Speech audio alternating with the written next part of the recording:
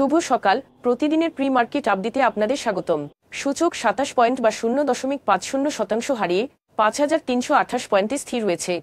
বাজারের লেনদেনের পরিমাণ ছিল 506 কোটি টাকা, যা আগের দিনের তুলনায় 12.21% কম।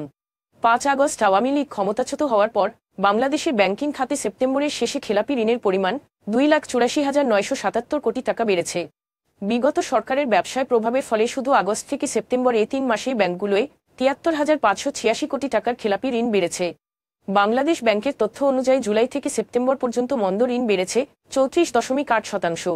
মার্কিন যুক্তরাষ্ট্র, জাপান এবং ইউরোপীয় ইউনিয়নের মতো বাজারের চাহিদা বৃদ্ধির কারণে 2025 অর্থবছরের জুলাই অক্টোবর সময়ের মধ্যে বাংলাদেশের চামড়ার পাদুকা রপ্তানি 5 বছরে সর্বোচ্চ স্থানে পৌঁছেছে।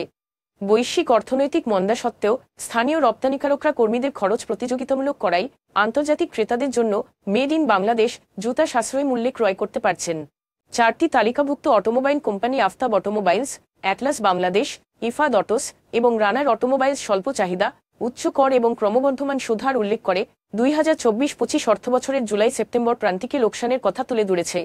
রানার অটোমোবাইলস 14.17 কোটি টাকার সর্বোচ্চ ক্ষতির সম্মুখীন হয়েছে। এরপর রয়েছে ইফাদ অটোস, যার লোকসান হয়েছে 5.70 কোটি টাকা, আফতাব অটোমোবাইলসের 4.60 কোটি টাকা এবং অ্যাটলাস বাংলাদেশের 0.83 কোটি টাকার ক্ষতি হয়েছে। তবে কিছু প্রতিষ্ঠান তাদের কার্যক্রমের প্রত্যাশিত ফলাফল না দেখানো সত্ত্বেও তাদের শেয়ার দরে তেমন কোন পরিবর্তন দেখা যায়নি। দি ইনভেস্টমেন্ট কর্পোরেশন অব বাংলাদেশ 2024 অর্থবছরের প্রথম 9 মাসে 267 কোটি টাকা লোকসান থেকে বছরে 32.28 কোটি টাকা মুনাফা করেছে, যদিও আগের অর্থবছরের তুলনায় সমন্বিত মুনাফা ছিল 58% কম।